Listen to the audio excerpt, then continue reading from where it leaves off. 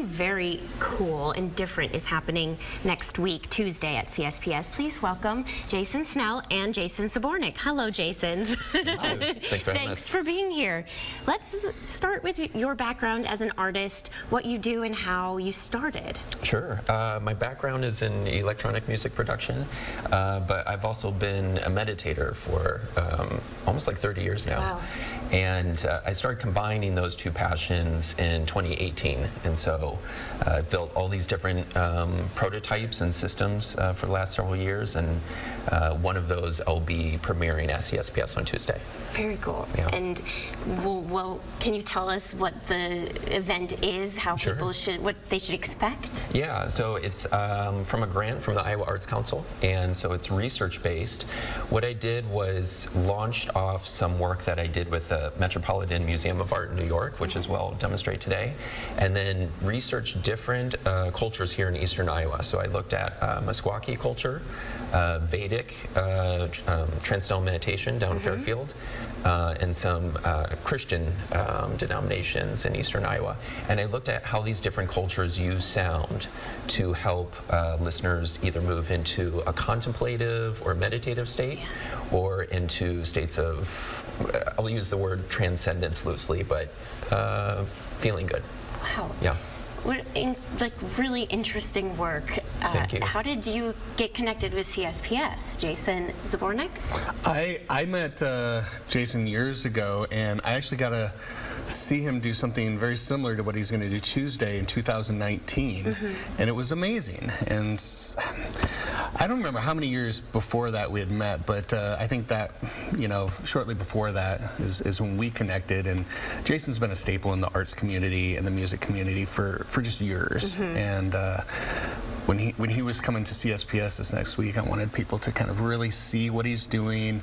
It's different, and that's the heart of CSPS, is presenting experimental new forms of art and expression and music. Yes. And this is different, and it's right up CSPS's alley, and I love what Jason does. He is a force to be reckoned with, both mentally, creatively, spiritually, and it's unlike anything we've seen before. Yes. And Jason, you're really from fun. the area. Yep. Are you based here now? I'm here part-time. Okay. And you went to NYU, is that right? Yeah, a few years ago I went to NYU and then taught for a year. And then I've always kept a connection here, so I'm here quite often. And kind of a fun fact, the first time I presented at CSPS, I think it was 1993. Wow. I was in high school, Oh, and wow. yeah, I didn't even know that. Yeah, I was part of the Out of Bounds. So that's an institution that's been here for years. And it's the first place that I showed work that was not in a school setting. So CSPS is very close to my heart. How did you become interested in music and everything you do now? I didn't know I was a musician until I got a drum machine, because I didn't sing, I didn't do band or orchestra. So sometimes you just have to find the tool that's right for you. And for me, it was a drum machine. I really got into producing electronic music in the mid-90s and have just continued with that since. And then after many years of producing music, I wanted to explore what are other ways you can make music. So I started looking at putting motion sensors on dancers, brainwave, heart rate sensors, and started to explore what are some other ways that you can make music besides just sitting down with an instrument and composing in a traditional way. And that's what you have here today. And Yes. you're going to do a demonstration. Yep. So you use your phone or an iPad, and what's on the headphones? Sure, it looks a little intimidating, but they're springy. I don't know if you'll be able to see this, but Here, these if I are... hold that MP. Do we think we can get a close up? in on this. Here, Hey, there we go. we go. We got this camera. Yes. So it's got these sensors, and what these are EEG sensors, and they sit softly on the top of your head, even though they're metal, and it detects the electricity that's happening in your brain, and it looks for different patterns, and so it can detect if you're stressed out, if you're meditating, if you're calm, if you're having moments of insight or joy, if you're dreaming. Wow, Yeah. that's very cool. Yeah. You can tell a lot about somebody. Yep. It can't read your thoughts, so it's Well, that's not that probably basic. good. Yeah, it's more general. Yeah. So it's free on Tuesday. Yes, it is. What time?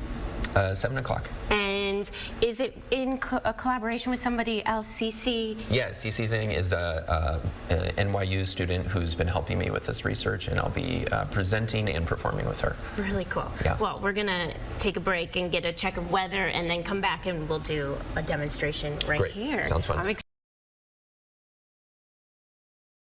Jason Zabornik. Maestro Tim, you asked a really good question at break of Jason. Yeah. Can you share? Well, I've been following your work. I've read a lot about what you do, and what I find so interesting is beyond the sound generation.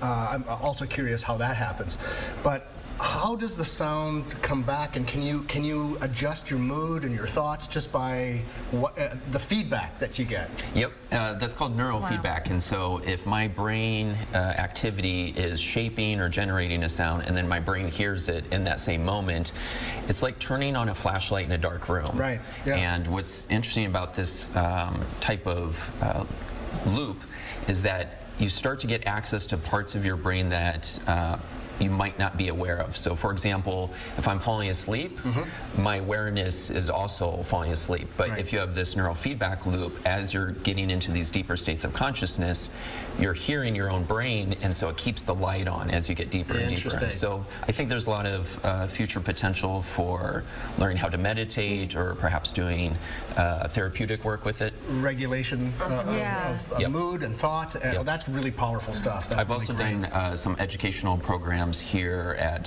Hardy Middle School, and so the children would use a system like this to learn more about their own emotions and learn how to regulate them. Do you find that if it's not just thought, but does kinetic motion of your body affect the sound as well? Because it's a different part of the brain? It can, so it's kind of a balance.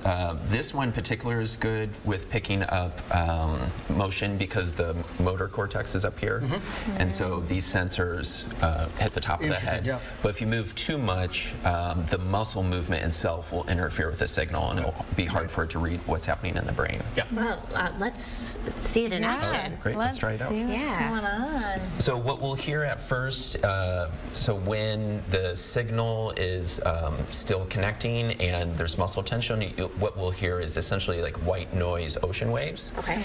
And then as I settle in, I don't know if I'll get to a relaxed meditative state, but what we'll start to hear is these different tones that were based on Buddhist mandalas at this was a project with the Metropolitan Museum of Art in New York. very And so I teamed up with them, and I took the mandalas and was able to convert the images to tones.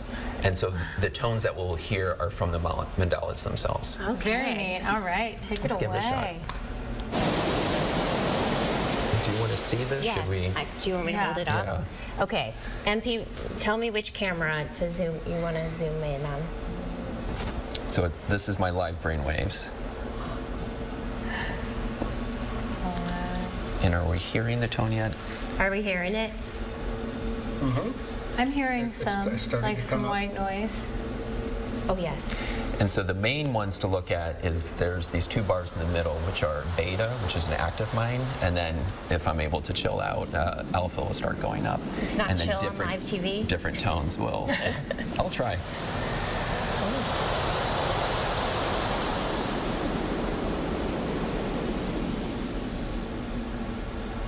Hey, alpha's going up. So I was able to relax and chill out my brain. So it's picking up whether I'm in an active state or a relaxed state. And now alpha's going down because I'm talking. So I'm using this type of technology in the performance, and also taking different principles and ideas that I learned from the different cultures in this room to create a soundscape that everyone move into a meditative state. That is really neat. I've never heard of anything like that. So It's pretty wild. people will be meditating, or Well, they can call it a nap. Yeah. So you don't have to have any sort of meditation experience. The way I like to think of it is that the music itself will do the work for you. But it's not as though you can just say, hey, meditate. You know, I mean, it's actually helping you create a skill. Yes. Yeah. That's pretty spectacular. Because you can't just turn on and off like a switch.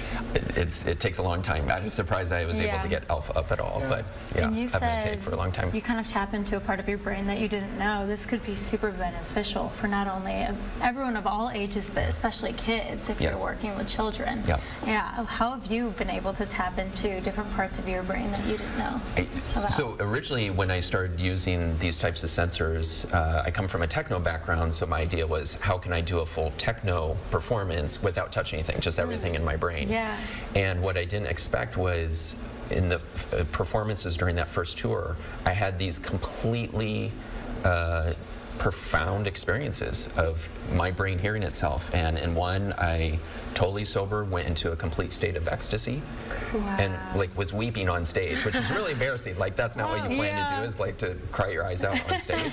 But those types of experiences really moved me, and that's why I've kept up with this work, is I want other people to experience that. And Wow. you have a website that Yes. people can visit, jasonjsnell.com. You got it, yeah. And cspshall.org.